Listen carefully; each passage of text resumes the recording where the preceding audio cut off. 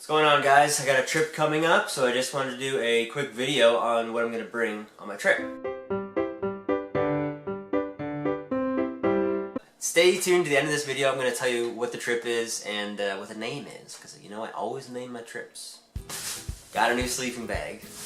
So I'm used to using a synthetic bag. Last year I went to Algonquin in May. It's Operation Moose Drool, if you haven't seen it. I was cold. Turns out I'm a cold sleeper. I was shivering till dawn, and it was only like 4 Celsius, so it's not even below freezing, but I was still cold. And I was bundled up. So I thought I'd treat myself to an upgrade. This is the Mountain Hardwear Ratio 15. If you're in Canada, it's the -9. -9. Down-filled bag, it's lightweight. This is just the storage sack. It folds down a lot smaller than this.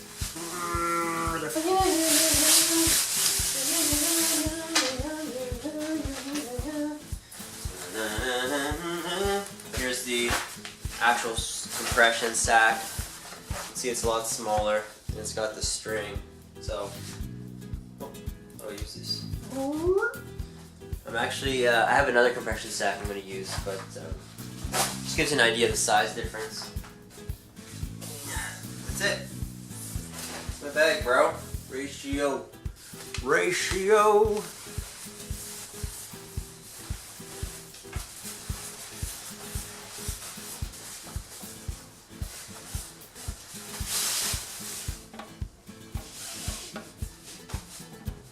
Super excited to use this Mountain Hardwear bag. Got it on sale. It's awesome. The next thing, I don't think I've showed you guys this, but this is my bags, my pack. You'll notice it's not waterproof. It's not a canoe bag. It's not a dry bag, whatever.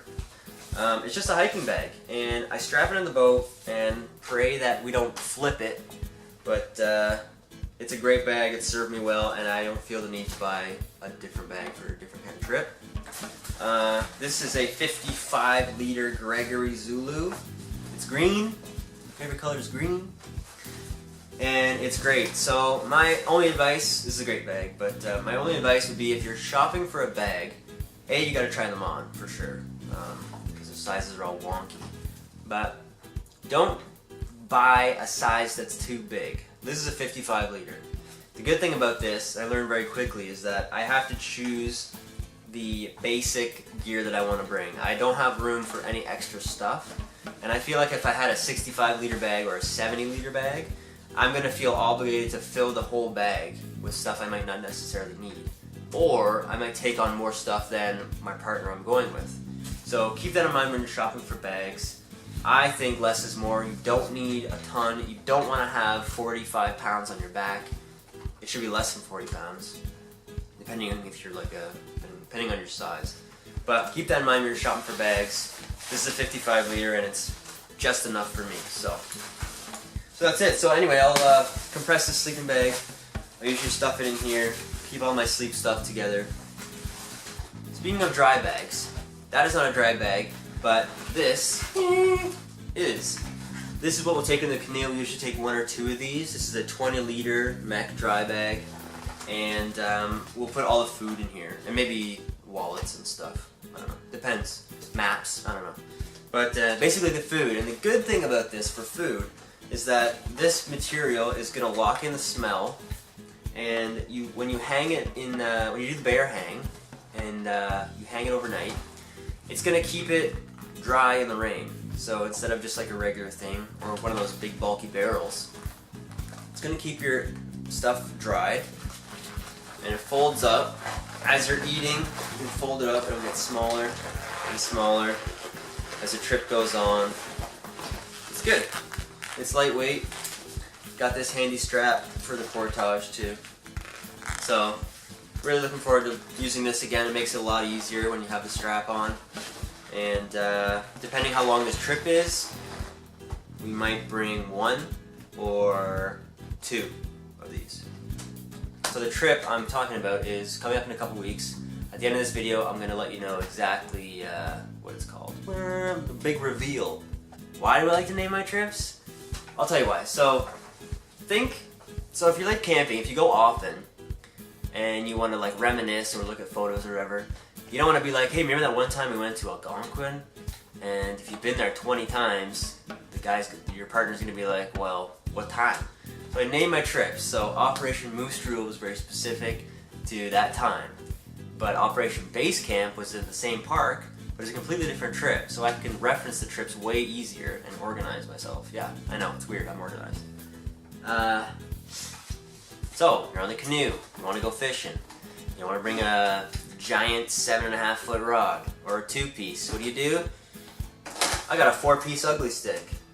This is a 6 foot, 6-inch medium pack rod. It breaks down in 4 pieces, and this comes with a handy carrying case. So I can just strap this on the loops of my backpack, and I'm good to go. So I want to talk about my sleep system real quick. If you've seen my other videos, you've probably seen most of my gear, but I've never actually specifically talked about it. So for my sleep pad, I got this Climate bag. It is, well, it folds up this small, so as you can see, that's amazing for a sleep system.